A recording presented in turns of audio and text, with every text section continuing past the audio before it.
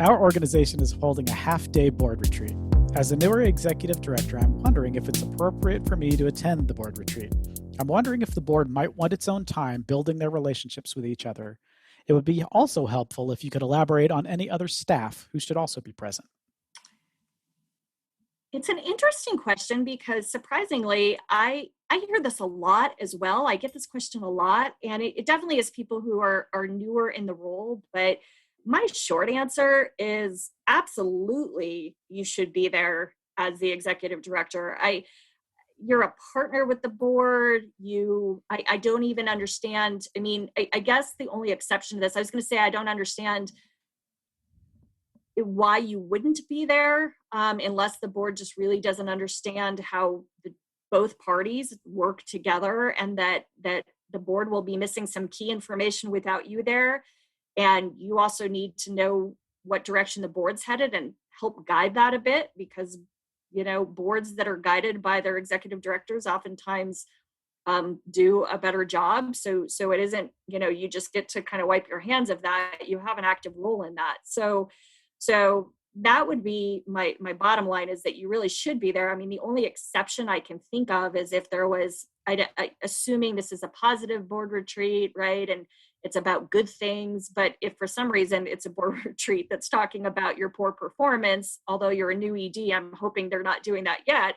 But, unless there's something about your performance or an issue they're having with you or staff, or something that's really confidential, or maybe even your compensation. I mean, that's the only thing I can think of that perhaps is why you wouldn't want to be there. And I would hope that they would communicate that to you so you don't have to read between the lines. What are your thoughts, Andy?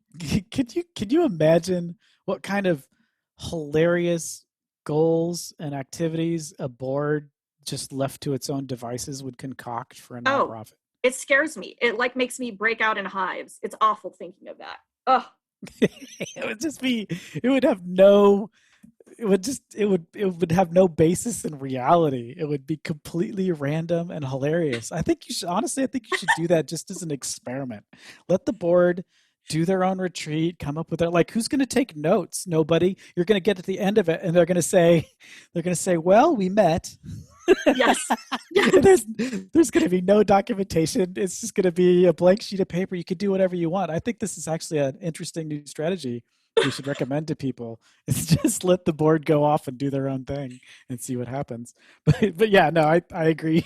Not to be facetious, I agree 100%. The primary role of the executive director when participating in a board retreat like that is because the board doesn't know anything, and Exactly. you're new, so you probably don't know anything either. Or you know less than they do about some things, but it's your job to steer the organization. It's your job to make sure that the work that needs to get done is getting done. And a lot of times they're just kind of coming in and they're there for the snacks, and it's your job to kind of help steer and make sure that you're going in the right direction.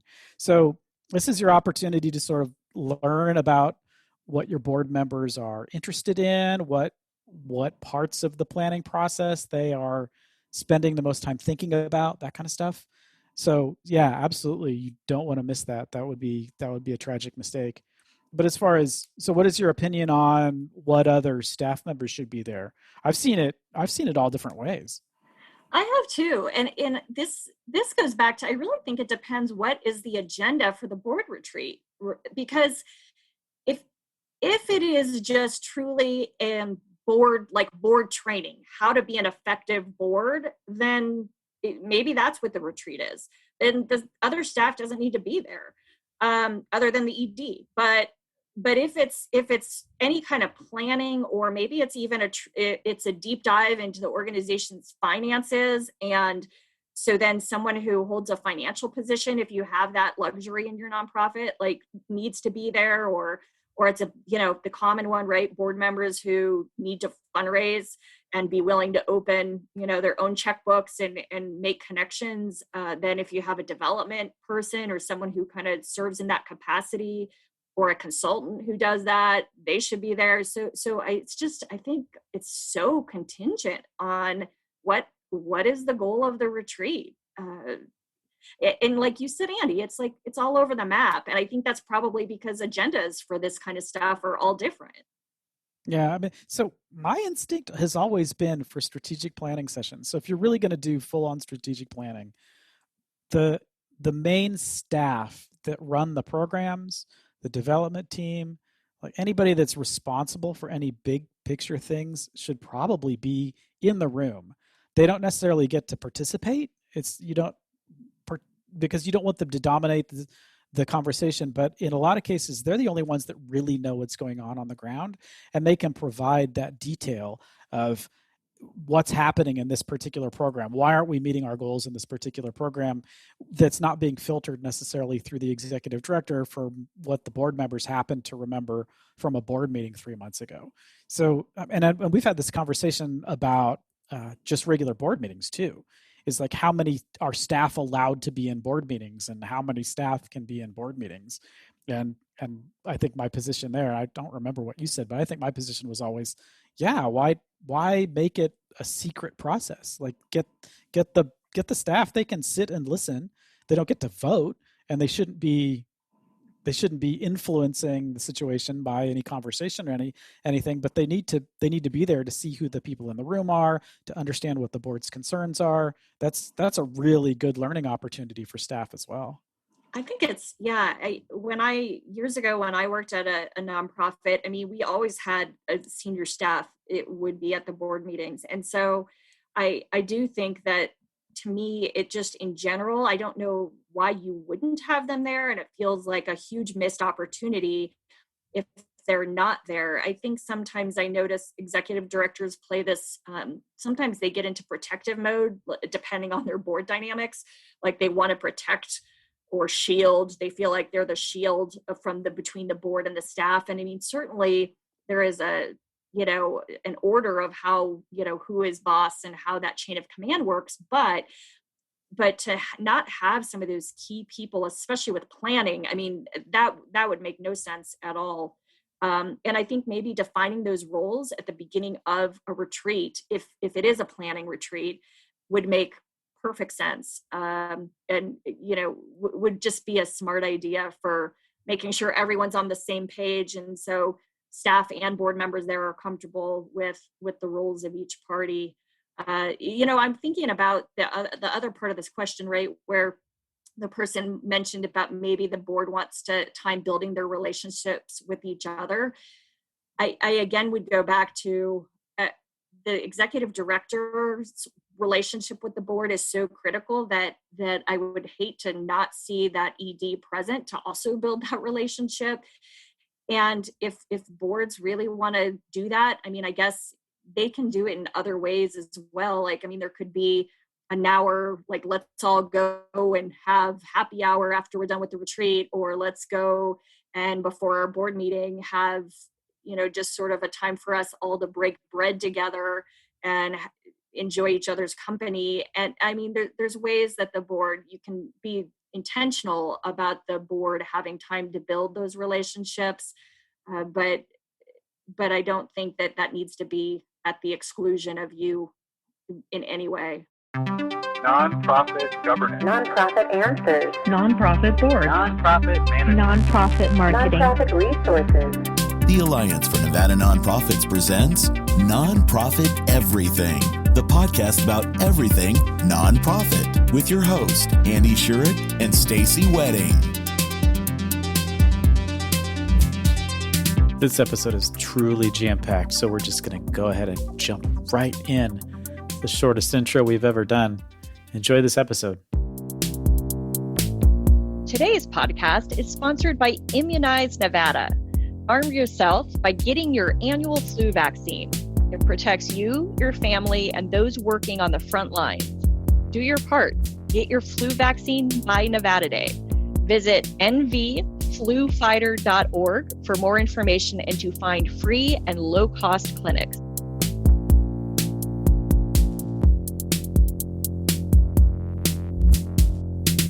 Operations director for a mid-sized nonprofit and handle our human resources activities. It seems that our development director position turns over more frequently than other staff positions, And our CEO asked me if we should consider including a non-compete agreement in the paperwork when we hire a development director.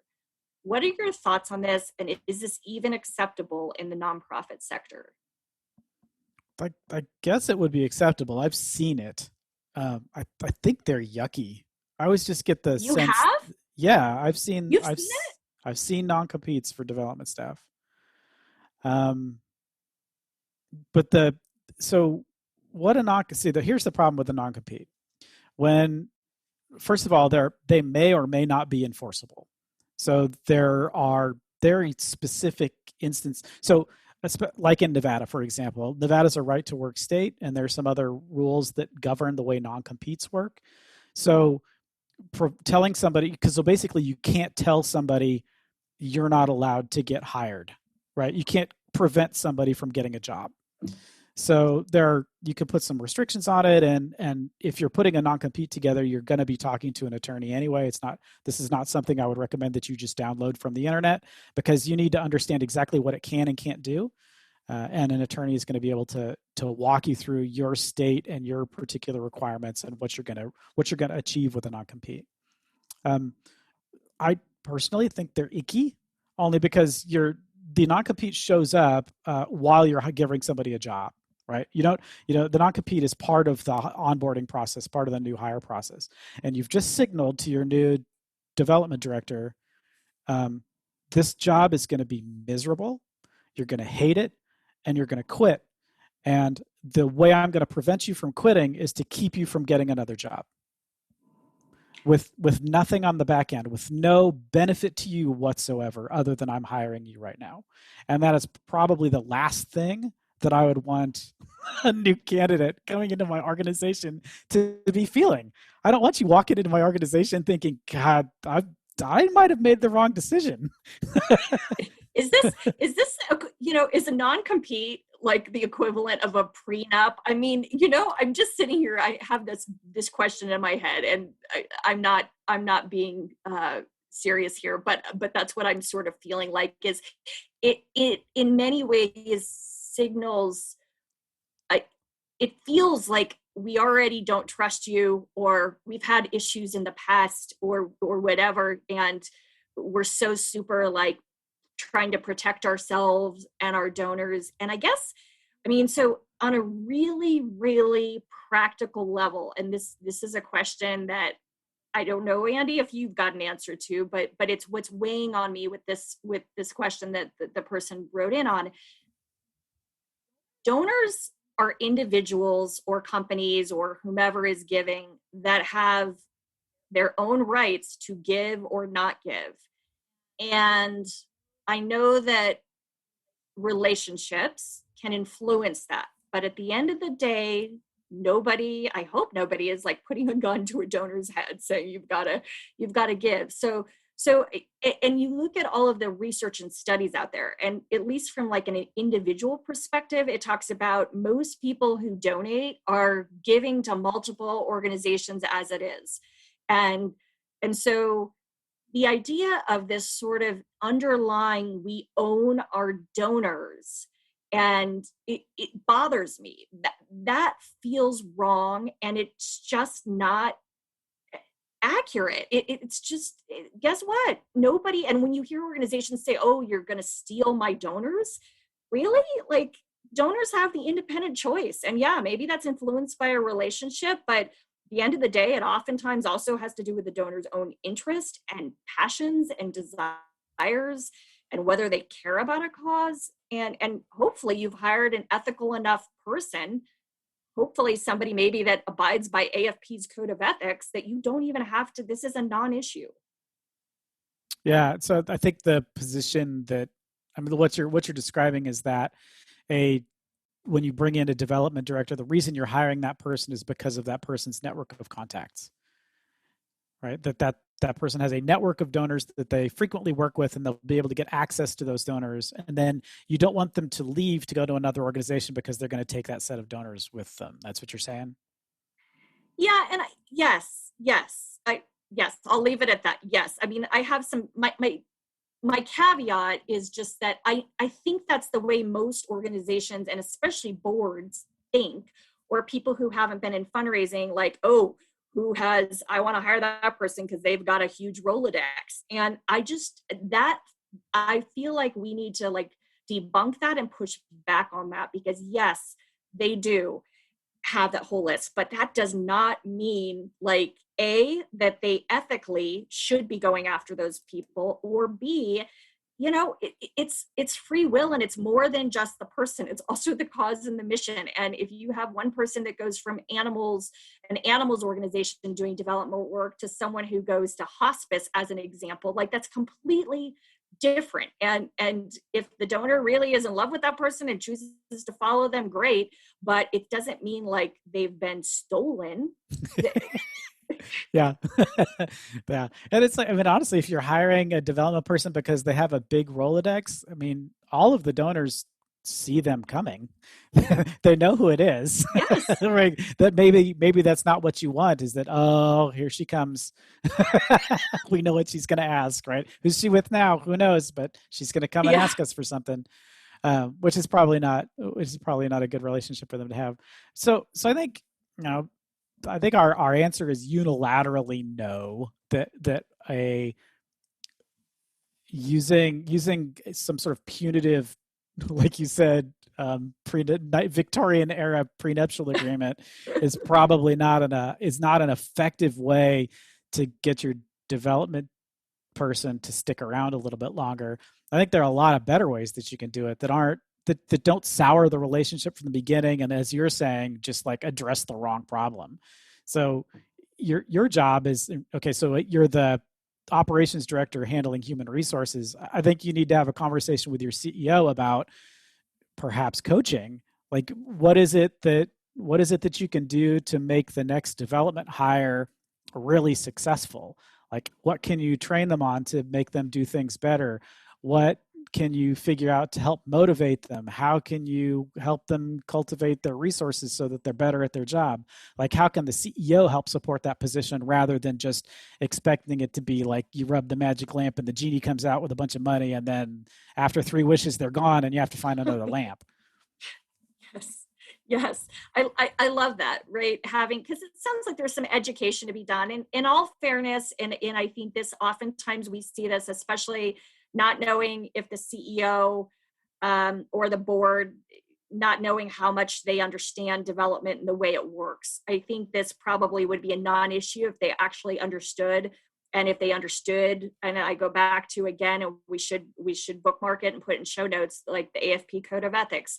It addresses all of these things. And if you want to make sure you're hiring someone who is going to represent you and your organization in the best light, and it certainly is by adhering to some of the just sound practices we're talking about, and really finding ways to reward, like you said, in a way that is in line with the Code of Ethics, and isn't just like, you get a portion of every donation that you bring in, but something that's really reasonable. But in all fairness, like, I'm also trying to put myself in the shoes of, you get people who've come from sales backgrounds or the for-profit world, and that's just the way they think, and it's the way they've been trained and taught, and it's not bad, it's different, and it's just it's opportunity to educate and coach.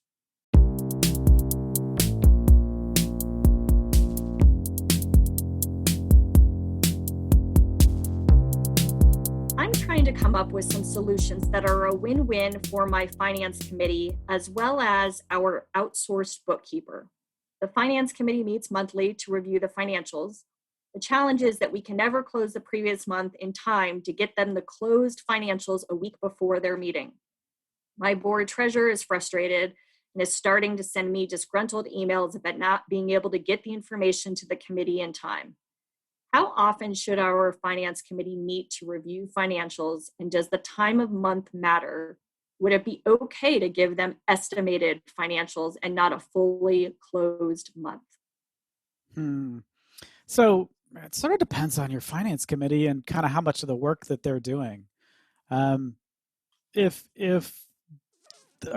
the scheduling of the finance committee should be contingent on whether or not you've got the period closed before they meet. I don't know why you would have a finance committee meeting monthly on the 5th of the month if it's impossible for you to get your month closed by the 5th. There's nothing magic about the beginning of the month.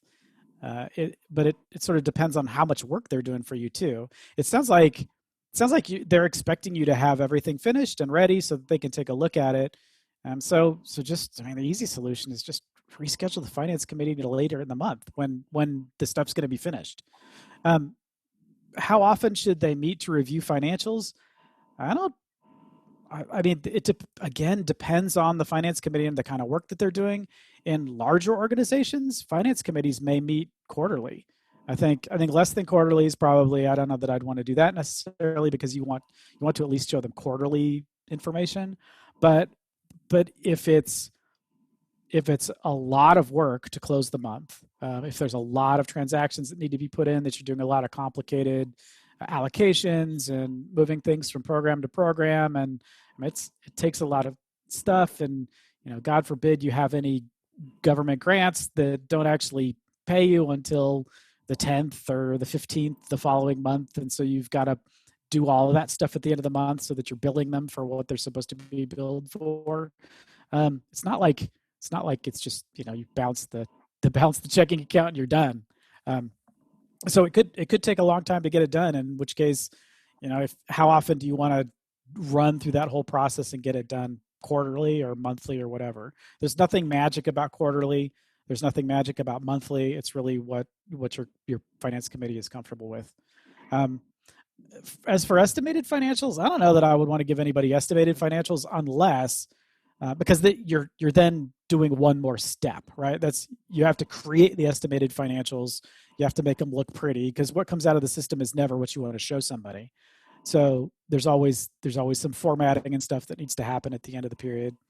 I think that would just be an extra step, and I would definitely move the finance committee before I consider doing estimated financials. Plus, estimated financials are always going to it's going to make your finance committee twice as long too, because you're going to review the final financials from the previous meeting and then the estimated financials for the current meeting, which would just be I don't know that I would want to do that at all.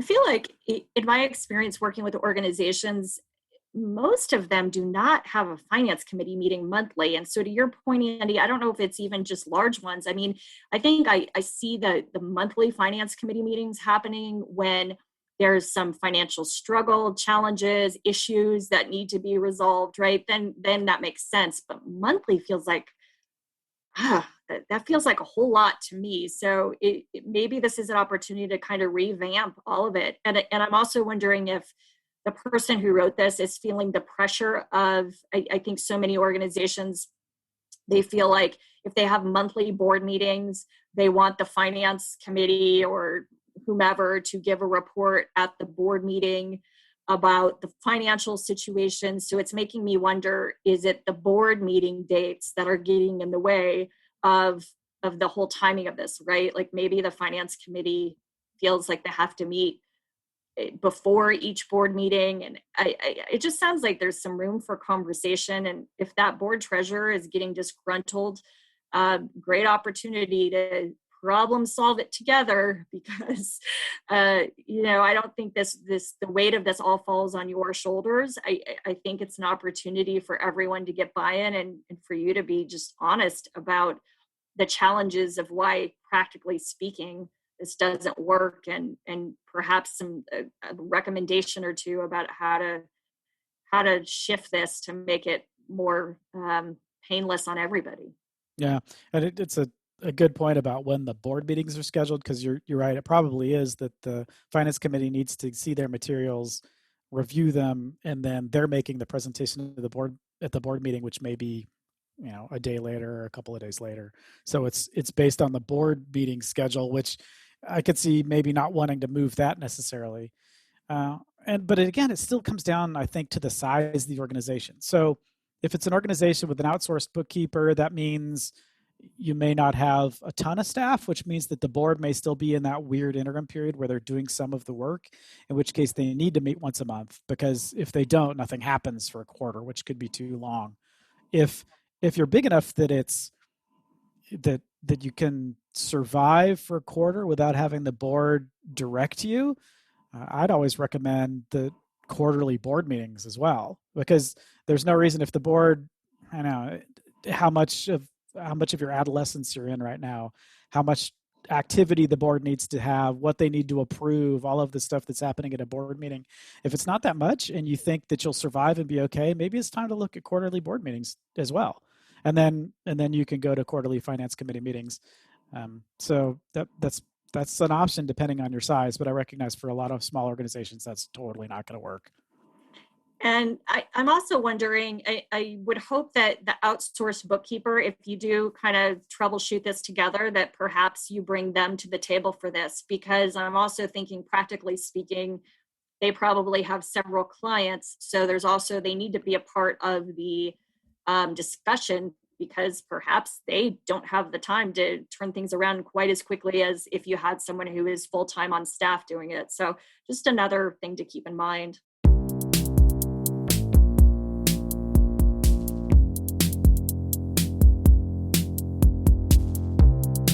I've been asked to join the board of an organization whose mission and services are really close to my heart.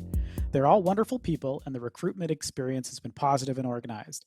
However, upon reviewing their financials, I can see that they have been operating at a deficit, about 3.5% of their annual revenue for the last 2 years. They were able to share some projections around how they plan to fill the gap, but I'm not sure if it's a smart move to join a board in less than an ideal financial situation. Am I blowing things out of proportion? Should I run for the hills? Help.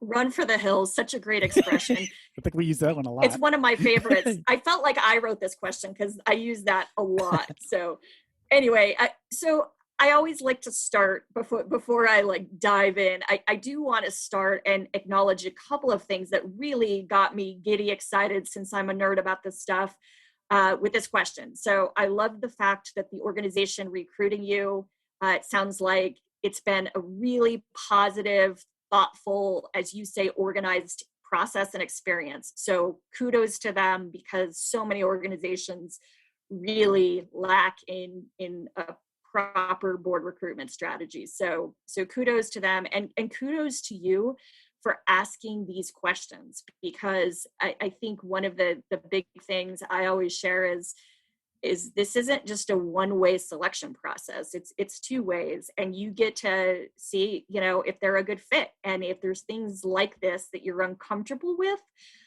then you really need to explore with yourself whether this is the right situation for you. So I guess that, as far as, are you blowing things out of proportion? I'm not here to tell you that or not. You've got to answer that. But what I do think is really important to keep in mind is the fact that, for the most part, nonprofits run into these sort of financial challenges fairly regularly, unless it's some really well-oiled, well-funded, with promised revenue sort of situation, which, as we know, just generally doesn't exist. And as a board member, you oftentimes have to deal with these tough situations and look at financial forecasting and help think through sustainability strategies for the future. So I think it's a huge opportunity to actually help maybe guide this organization with some of your expertise, or even your questions around it. And I guess the other piece of advice I'd give is perhaps there's more questions you need to ask. Everything from how did they get themselves into a place of operating at a deficit the last few years? Do they have an operating reserve? What are the expectations of the board when that happens? Because I've seen organizations where, there's a deficit, and then they turn to their board and say, hey, we need you to help us fill the deficit, or we need you to step up more. So you need to really ask some more questions, I think, is really my bottom line answer. And then from there, see what you're comfortable with. But I guess kind of a final thought on this is that there is never going to be a nonprofit that there aren't some sort of challenges or issues somewhere. So whether it's financial or program impact in delivery or HR issues. So if you're risk adverse and really not comfortable with that kind of stuff, then is a nonprofit board for you. I think that's fantastic. You answered it almost exactly the same way I was going to answer it, especially the first part, which is thank you for being someone who is willing to read and understand nonprofit financials, and then using that information to make a decision about whether or not you want to join an organization. That is, if regardless of whether you join this organization or not, like that skill and that bringing that amount of commitment to your board is just absolutely phenomenal. And to be honest, the sector needs way more people like you. So thank you, first of all. The only place that it kind of depends on this situation, because 3.5% of annual revenue might not be a lot of money depending on how big the organization is. Like, so if this is like a university, it's bringing in like its typical annual revenue is in the billions of dollars. Okay, 3.5% is going to be a lot of money, and that would be an area of real concern. For a smaller organization, 3.5% might not be too bad. And the other thing that you might want to consider is that one of the big differences between a nonprofit and a for-profit is that the for-profit, when it makes profit at the end of the year, it pays that out as dividends to shareholders. It does other things with the profit. The profit just, in many cases, if it's not directly invested back in the business, it disperses and it goes someplace. In nonprofits, and this is one thing that finance people need to explain to their for-profit board members all the time, is that money has to be reinvested in the organization. And if you had a really hot year last year, if everything went really, really well, you may be sitting on a chunk of net assets that you need to spend down in future periods. And that's not even going into the fact that when you're given pledges, that actually hits as revenue, even though you don't make the collections until the money shows up later. So the revenue shows up on the financial statements in the year that the pledge is made, and not in the year that the money is received for that pledge, which is endlessly confusing to board members who don't understand that. So in a lot of cases, a 3.5% deficit for a couple of years in a row may be a completely legitimate spending down of net assets that were received in prior years. So you look at that line, since you're already familiar with financials and you know what you're looking at, definitely look at that piece of it to make sure that there isn't like a big chunk of net asset cash that needs to be distributed. And then, if they shared some projections about how they plan to fill the gap. What the second thing would be I would ask about what their budgeting process is, because if you miss your targets 2 years in a row, it makes me wonder how you're setting targets. So if it is a big problem, like maybe it's just that the development team says we can raise $4 million, and the executive director says, that's not good enough, put in 4.5, right? Or something absurd like that. Yeah. And so it's like the executive director is creating their own problem just by not budgeting properly, which is something that as a board member, you have 100% control over. That's the one thing that you really do have more control over than you might think, which is when the executive director comes in to present the budget for the year and says, we've budgeted this much. And you say, how did you come up with those fundraising projections? Oh, well, we just took last year's and added 10%. Well, don't do that, right? So you get to say that as a board member. So typical, sadly.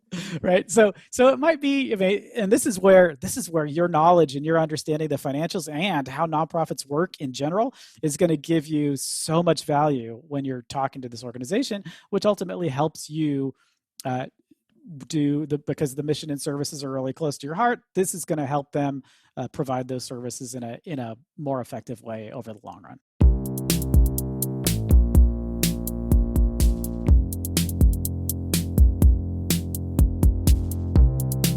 Thanks again for joining us for another episode of Nonprofit Everything. Just a reminder, this only works if you send us questions. So find us on Facebook, on the Nonprofit Everything webpage. You can reach out to the Alliance for Nevada Nonprofits. Get in touch with us, ask us the questions, and we would be delighted to answer them for you. Thanks again, and we'll see you in a couple of weeks.